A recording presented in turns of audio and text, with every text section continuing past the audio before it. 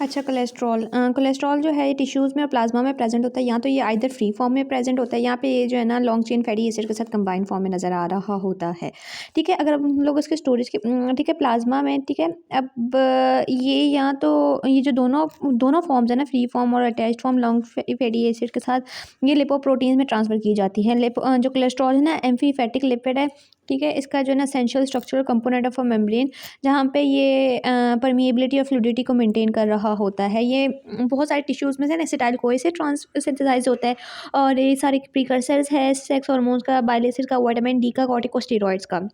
जो typical product है ना एनिमल मेटाबॉलिज्म का, कोलेस्ट्रॉल जो है ना वो एनिमल ओरिजिन में such as yolk, meat, liver और ब्रेन में पाया जाता है। उसके बाद अगर हम लोग लो डेंसिटी लिपोप्रोटीन्स की बात करें, एलडीएल की, ये व्हीकल है जो कोलेस्ट्रॉल को ट्रांसपोर्ट कर रहा होता है मैनी टिश्यूज़ को। जो टिश्यूज़ तक लेके जा रहा होता है ना, टिश्यूज़ तक लेके जा रहा होता है वो एलडीएल लेके जा रहा होता है, और जो टिश्यूज़ से उसके बाद लिवर तक लेके जा रहा होता है वो एचडीएल की फॉर्म में लेके जा रहा होता है, जिसे हम लोग reverse transport cholesterol reverse cholesterol transport बोलते हैं। कोलेस्ट्रॉल जो है वो गॉल स्टोन्स का जो है ना एक मेजर कॉन्स्टिट्यूएंट है। हाउएवर इसका जो पैथोलॉजिकल प्रोसेस में जो रोल है ना वो उसमें क्या करवाता है कि डेवलपमेंट करवाता है एथेरोस्क्लेरोसिस की, वाइटल आर्टरीज़ की, और ये सेरेब्रोवास्कुलर, कोरोनरी और पेरिफेरल वास्कुलर डिजीज़ कॉज करवा रहा होता है। कोलेस्ट्रॉल की बात करें, कोलेस्ट्रॉल जो है वो एसिटाइल को ए से सिंथेसाइज होता है। ठीक है, अब इसकी बात करते हैं। अब मोस्टली जो हाफ ऑफ द कोलेस्ट्रॉल है ना वो सिंथेसिस से आ रहा होता है, बाकी जो रह जाते हैं ना वो एवरेज डाइट से आ रहा होता है। अगर हम लोग लिवर और इंटेस्टाइन की बात करें तो वो टोटल 10% उसकी सिंथेसिस में जो है ना उसका रोल अदा कर रहा होता है ह्यूमन में। वर्चुअली जो सारे टिश्यूज़ हैं ना उसमें जिसमें न्यूक्लिएटेड सेल्स होते हैं उसमें कोलेस्ट्रॉल की सिंथेसिस होती है। कहाँ कहाँ पे होती है ये याद रखते हैं, एंडोप्लाज्मिक रेटिक्यूलम में, साइटोसोलिक कंपार्टमेंट में होती है। ठीक है, ईआर में, ठीक है, ईआर में और साइटोसोल में कोलेस्ट्रॉल की सिंथेसिस हो रही होती है। Acetyl co is the source of all carbon atom in cholesterol. अब ये क्या है, कोलेस्ट्रॉल जो है ना 27 कार्बन कंपाउंड है, जिसमें 4 रिंग्स होती हैं और एक साइड चेन होते हैं। 4 रिंग्स, एक साइड चेन, 27 कार्बन कंपाउंड। ये एसिटाइल को ए से सिंथेसाइज होता है लेंथी पाथवे से, जिसको 5 स्टेप में डिवाइड किया गया। सबसे पहला है कि एसिटाइल को ए से जो है ना मेवालिनेट की जो है ना सिंथेसिस होती है। अब इसकी किस तरह सिंथेसिस होती है मैं आपको दिखाती हूँ। ठीक है, 2 एसिटाइल को हैं। ठीक है, उसी तरह ये फॉर सारा पाथवे ऑक्सीडेशन के पाथवे में जिस तरह होता है उस तरह जा रहा होता है। 3 mg को ए तक इसकी वही सिंथेसिस होती है। उसके बाद आगे जो है ना इधर जाके HMG को ए रिडक्टेज इस पे एक्ट करता है, को ए रिडक्टेज इसे कन्वर्ट करता है मेवलिनेट में। अच्छा, अब जो को ए रिडक्टेज है इसे मेवलिनेट आके इनहिबिट कर देता है। ठीक है, और इसमें रिक्वायर्ड होते हैं 2 NADPH, पीएच, ये याद रखते हैं पीएच, इसमें पी भी है। ठीक है, 2 NADPH और एच होते हैं, और इसमें ये रिड्यूस होता है मेवलिनेट HMG को ए रिडक्टेज में, और ये रेट लिमिटिंग स्टेप है। ठीक है, उसके बाद आके हैं, पहले जो है ना सबसे पहले एसिटाइल को ए से जो है ना वो मेवलिनेट बन गया। उसके बाद जो है वो आइसोप्रेनॉइड यूनिट्स की, मेवलिनेट से जो है ना फिर आइसोप्रेनॉइड यूनिट्स की फॉर्मेशन होती है, और इसमें जो है ना कार्बन डाइऑक्साइड का लॉस होता है। दूसरा है कंडेंसेशन होती है 6 आइसोप्रेनॉइड यूनिट्स की, और ये स्क्वालिन बनाती हैं। ठीक है, 6 आइसोप्रेनॉइड यूनिट्स की कंडेंसेशन होती है, स्क्वालिन बनाते हैं। फिर जो है ना वो स्क्वालिन की जो है ना साइक्लाइजेशन होती है। ठीक है, स्क्वालिन की साइक्लाइजेशन होती है, और वो पेरेंट स्टीरॉयड लेनोस्टिरोल देता है। लेनोस्टिरोल साइक्लाइजेशन से प्रोड्यूस होता है। स्क्वालिन की साइकिल साइकिल साइकिल साइकिल बनते हैं, लेनोस्टिरोल बनता है, फिर फॉर्मेशन ऑफ कोलेस्ट्रॉल बनता है लेनोस्टिरोल से। अब सबसे पहले हम लोग बायो सिंथेसिस ऑफ मेलाविनेट की करते हैं। ठीक है, मेवलिनेट की बायोसिंथेसिस की बात करें तो HMG कोए जो है ना वो बन रहा होता है form by the reaction uses mitochondria. Mitochondria में बन रहा होता है, इस कीटोन बॉडी सिंथेसाइज करवाता है। जबकि अगर हम लोग since cholesterol synthesis is extra mitochondrial, बाकी जो उसकी सिंथेसिस है ना वो एक्स्ट्रा माइटोकॉन्ड्रियल है। 2 पाथवेज इसके डिस्टिंक्ट हैं। ठीक है, मतलब दोनों पाथवे पहले सेम्स हैं। स्टेटिन भी इस पे रेट लिमिटिंग पे इस पे आके एक्ट कर होते हैं स्टेटिन्स। ठीक है, फिर आइसोप्रेनॉइड यूनिट की, ठीक, जो मेवलिनेट है ना, ये है ना मेवलिनेट, ये जो है इसे जो है ना इसकी ये फोस्फोराइलेटेड होता है, और इसको सीक्वेंशियली जो है ना इसको ATP से जो है ना इसको 3 काइनेजेस यूज़ किए जाते हैं आफ्टर डीकार्बोक्सिलेशन, 3 काइनेजेस, और एक जो है ना कार्बन डाइऑक्साइड रिमूव करने के बाद जो प्रोडक्ट बनता है उसे हम लोग बोलते हैं आइसोपेंटाइल। ये है आइसोपेंटाइल डाइफॉस्फेट। ठीक है, आइसोपेंटाइल, ये है आइसोप्रेनॉइड यूनिट। ठीक है, मेवलिनेट पे एक ATP, ठीक है, in the presence of magnesium क्या है, मेवलिनेट काइनेज। मेवलिनेट 5 फॉस्फेट बन गया, ठीक है। इस पे फॉस्फोमेवलिनेट काइनेज मेवलिनेट 5 डाईफॉस्फेट बन गया। फिर डाईफॉस्फोमेवलिनेट काइनेज पे मेवलिनेट 3 फॉस्फो 5 डाईफॉस्फेट बन गया। फिर इस पे कार्बन डाइऑक्साइड निकला और इसमें बन गया डाईफॉस्फोमेवलिनेट डी कार्बोक्सिलेज निकला। उसके बाद आइसोपेंटाइल डाईफॉस्फेट बन गया आइसोप्रेनॉइड यूनिट, ठीक है। अब इसके बाद है उनने कहा है 6 आइसोप्रेनॉइड यूनिट्स, ठीक है, वो बनाते हैं स्क्वालिन। अब देखो इसमें क्या हुआ है कि अब इसमें जो है ना इसकी आइसोमराइजेशन हुई आइसोपेंटाइल डाईफॉस्फेट की, वो कन्वर्ट हुआ है 3,3 डाईमिथाइल एलाइल डाईफॉस्फेट में, ठीक है। अब ये दोनों मिलके एक साइकिल, ये और दूसरा पुराना साइकिल मिलके इसमें जो है ना सिस्प्रेनाइल ट्रांसफेरेज की मदद से सिस्ट्राइन ट्रांसफेरेज की मदद से ग्रेनाइल डाईफॉस्फेट में बनते हैं, ठीक है। डाईमिथाइल एलाइल डाईफॉस्फेट से डाईमिथाइल एलाइल फॉस्फेट से ग्रेनाइल डाईफॉस्फेट बनता है सिस्प्रेनाइल ट्रांसफेरेज से। पे ग्रेनाइल डाईफॉस्फेट सिस्प्रेनाइल ट्रांसफेरेज से जो है ना इसकी कन्वर्जन होती है और इसमें एक और जाके आइसोपेंटाइल डाईफॉस्फेट ग्रेनाइल के साथ मिलता है और बनाता है फर्निसाइल डाईफॉस्फेट, ठीक है। फर्निसाइल डाईफॉस्फेट बनता है सिस्प्रेनाइल ट्रांसफेरेज से, ठीक है। ऑर्गेनिक फॉस्फेट इसमें रिलीज़ हुआ है। अब जो फर्निसाइल डाईफॉस्फेट है ना, इसमें I think so two molecules, अब इसमें 2 मॉलिक्यूल्स ऑफ फर्निसाइल डाईफॉस्फेट कंडेंस करते हैं डाईफॉस्फाइड एंड पे और ये स्क्वालिन बनाते हैं। अच्छा, इधर टू फर्निसाइल डाईफॉस्फेट दोनों मिलकर जो है स्क्वालिन बनाते हैं in the presence of NADPH, ठीक है। NADPH और स्क्वालिन सिंथेटेज, ठीक है। सिंथेटेज मतलब इसमें जो है ना ATP रिक्वायर्ड है और इसमें 2 इनऑर्गेनिक फॉस्फेट रिलीज होते हैं मैग्नीशियम और मैग्नीज की मदद से और होते हैं NADPH, ठीक है। ये इधर से ये बन गया हमारे पास स्क्वालिन बन गया, ठीक है। तो मतलब पहले, ठीक है, ये सारा हो गया। फिर इधर आते हैं हम, ठीक है। अब इसकी तरफ आते हैं, एसिटाइल को ये मेवलिनेट ये स्क्वालिन बन गया। स्क्वालिन के बाद जो है ना इधर स्क्वालिन एपोक्साइड एक्ट करता है NADPH और FAD में की प्रेजेंस में ना NADPH FAD स्क्वालिन एपोक्साइड बनाता है और इसके बाद इस पे जो है ना ऑक्सीडोस्क्वालिन लेनोस्टिरोल साइक्लेज एक्ट करता है। और लेनोस्टिरोल हमने तो देखा जो लेनोस्टिरोल, ठीक है, उसकी साइक्लिजाइजेशन हमने पढ़ा था। स्क्वालिन की साइक्लिजाइजेशन होती है, लेनोस्टिरोल बनता है, लेनोस्टिरोल के बाद कोलेस्ट्रॉल बनता है विद द हेल्प ऑफ इसमें NADPH। सारे इन केसेस में NADPH रिक्वायर्ड है। लेनोस्टिरोल जो है ना कन्वर्ट होता है 10 मिथाइल लेनोस्टिरोल में, वो पे कन्वर्ट होता है, इसमें डिकार्बोक्सिलेशन होती है उसकी वजह से जाइमोस्टिरोल में, इसकी फिर आइसोमेराइजेशन होती है और कोलेस्ट्रिडोल पे डेस्मोस्टिरोल और इसमें रिडक्टेज के बाद ये ट्रायंगल 24 रिडक्टेज के बाद कोलेस्ट्रॉल बनता है इसमें NADPH। और ये देखें ट्राईपेरानोल जो है ये कोलेस्ट्रॉल की सिंथेसिस को रोक रहा होता है और रिडक्टेज पे आके इधर करता है ट्राईपेरानोल, ठीक है। ट्राईपेरानोल इस पे आके एक्ट कर रहा होता है, ठीक है। अब उन्हें कहा है cholesterol synthesis is control by the regulation of HMG को ए रिडक्टेज, ठीक है। अब रिडक्टेज की रेगुलेशन हम करते हैं, ठीक है। सबसे पहले हम लोग देखते हैं ये रिडक्टेज है, ये एक्टिव है, ठीक है। इसमें अब आके इसकी जब फॉस्फोरिलेशन हुई तो ये इनएक्टिव हो गया, ठीक है। ये मतलब AMP काइनेज है, इसकी फॉस्फोरिलेशन करवाई तो ये इनएक्टिव हो गया। इधर फॉस्फेटेज करवाएगा एक्ट तो फिर ये दोबारा एक्टिव हो जाएगा, ठीक। उसके बाद हम देखते हैं HMG को रिडक्टेज है ना, इसने कोलेस्ट्रॉल की सिंथेसिस करवाई है, ठीक। अब कोलेस्ट्रॉल जो है ना वो ऑक्सीस्टेरोल में कन्वर्ट होता है, ठीक है। ऑक्सीस्टेरोल में इसके बाद जो है ना ये HMG को रिडक्टेज इसको जो है ना इसको इनहिबिट कर रहा होता है ये ऑक्सीस्टेरोल, ठीक है। फिर आता है HMP इसकी रेगुलेशन। ये क्या है कि इस पे जो है ना काइनेज है ना, काइनेज जो है ना इनएक्टिव से एक्टिव फॉर्म में हुआ जब इसकी फॉस्फोराइलेशन हुई, ठीक है। और इनएक्टिव हुआ जब इसकी डीफॉस्फोराइलेशन होगी जो कि प्रोटीन फॉस्फेटेज करवाएगा।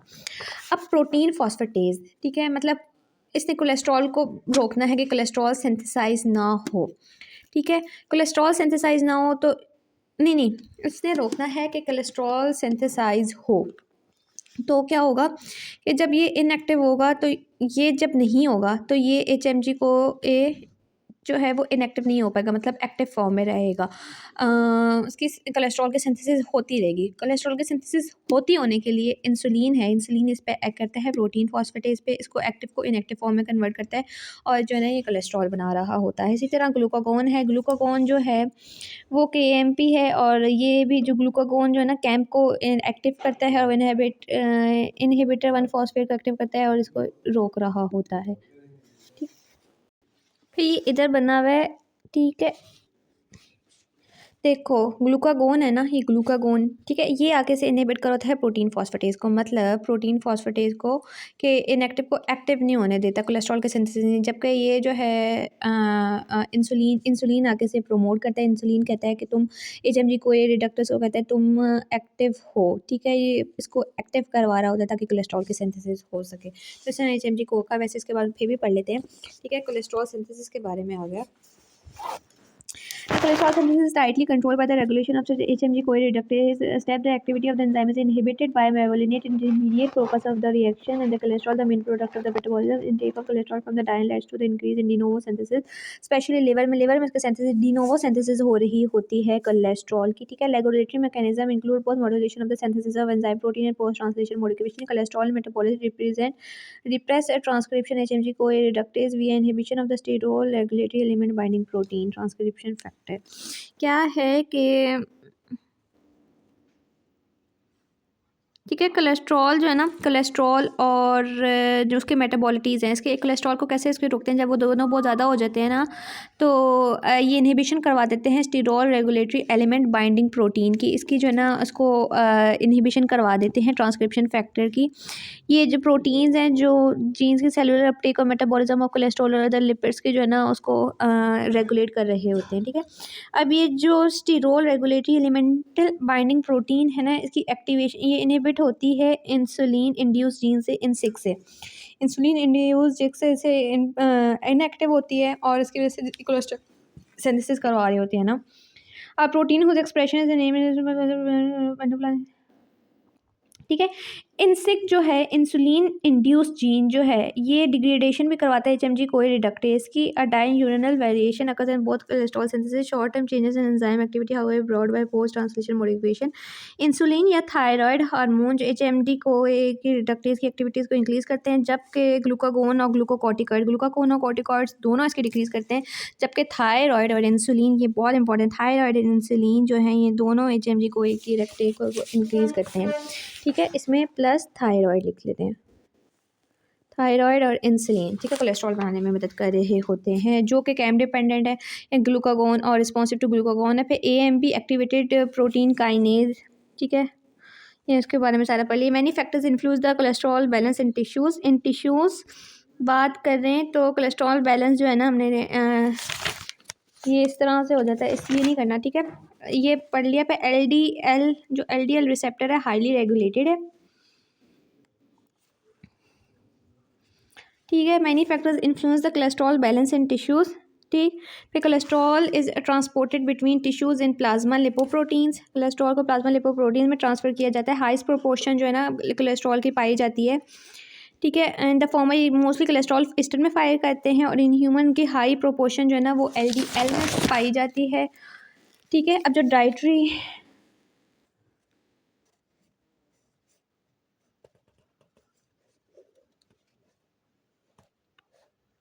ठीक है, जो मोस्टली जो लिवर जो कोलेस्ट्रॉल सिक्रिएट करता है ना वो वेरी लो डेंसिटी लिपिड्स की फॉर्म में होती है। हमने पीछे भी देखा था, उसमें जो ऊपर लिखा हुआ था वेरी लो डेंसिटी लिपिड्स, ठीक है, उसकी फॉर्म में वेरी लो डेंसिटी लिपिड्स की फॉर्म में जो लिवर वो कर रहा होता है। And is retain during the formation of intermediate LDL. तो ये आगे 2 लाइनें का पढ़ लेना। फिर प्लाज्मा एल कैट, ठीक है, plasma L CAT is responsible for virtually all plasma cholesterol ester in human, ठीक है।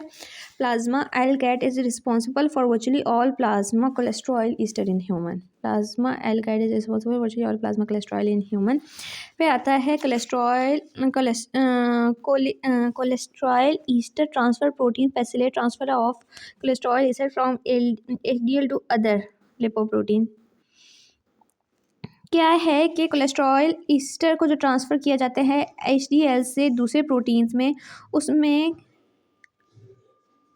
वो cholesterol Easter transfer protein act कर रही होती है, ठीक है। एचडीएल से अदर प्रोटीन्स में कोलेस्ट्रॉल ईस्टर एक्ट कर रही होती है, ट्रांसफ़र प्रोटीन कोलेस्ट्रॉल एचडीएल से।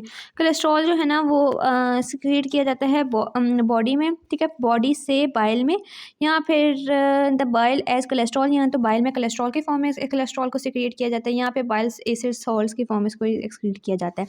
अब इधर इसके सिंथेसिस के बारे में आते हैं, बाइल एसिड के सिंथेसिस के, ठीक है। अब सबसे पहले से देखते हैं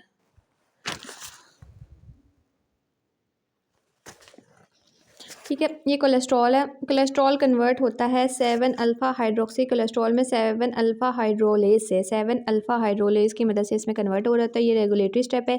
ठीक है, इसमें NADPH रिक्वायर्ड होता है, विटामिन सी और ऑक्सीजन। ठीक है, विटामिन सी भी हाइड्रोलेज में और ऑक्सीजन इसमें रिक्वायर्ड होती है। इसे बाइल एसिड या विटामिन सी की डेफिशिएंसी जो है ना इसे स्टॉप करी होती है।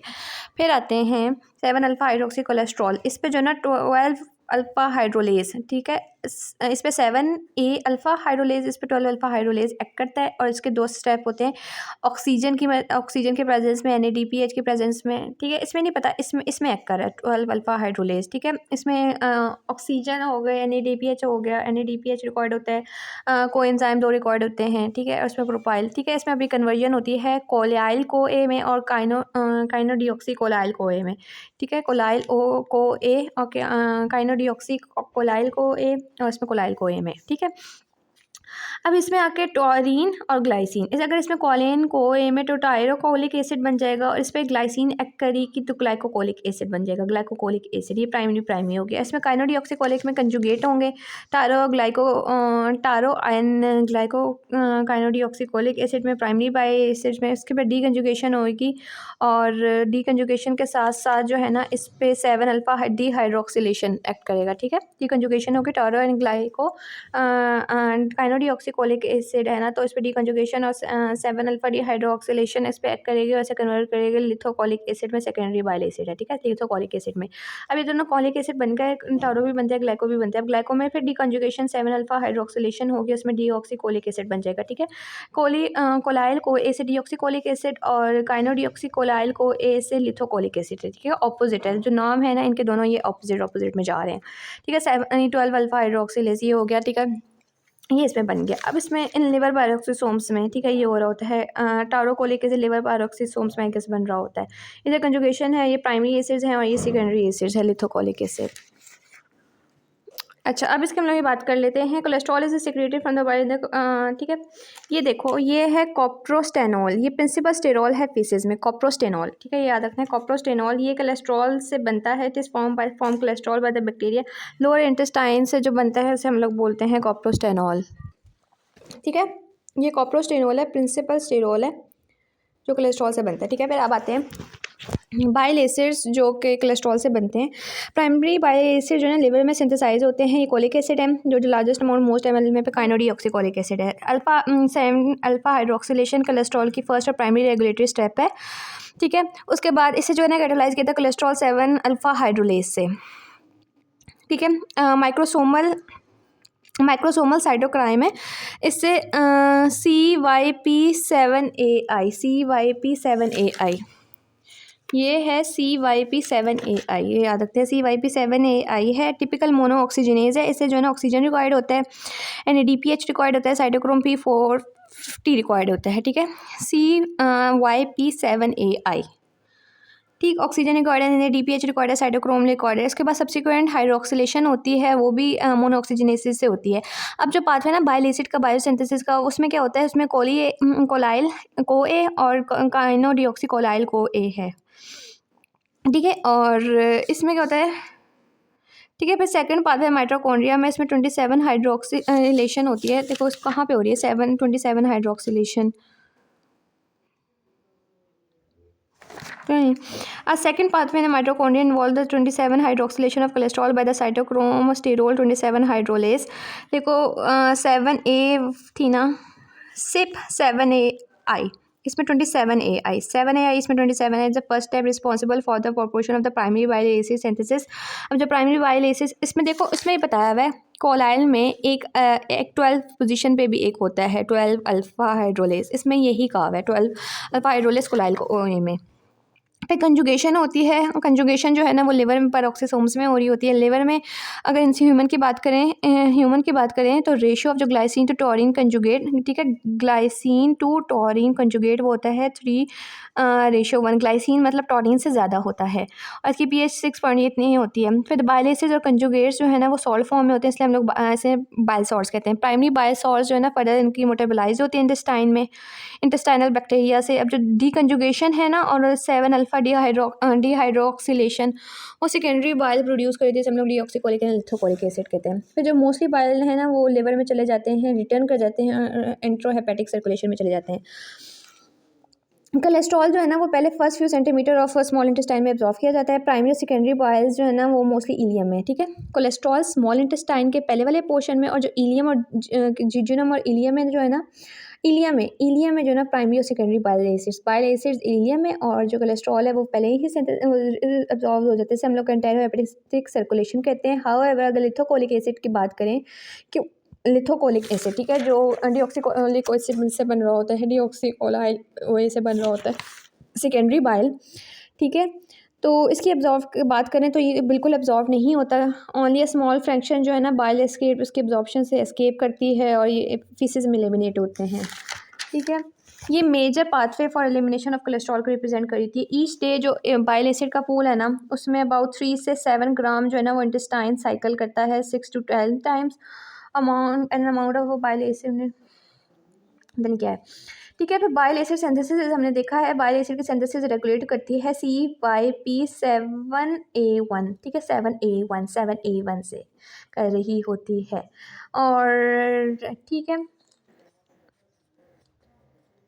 Kinodioxycholic is particularly important in activating FXR farnesoid receptor। Kinodioxycholic acid FXR को करता है। फिर हम लोग क्लिनिकल एक्सपेक्ट क्या देते हैं। Serum cholesterol is correlated with incident of atherosclerosis and coronary heart disease. हमें पता है सीरम कोलेस्ट्रॉल होगा उसके एथेरोस्क्लेरोसिस होगा, ठीक है।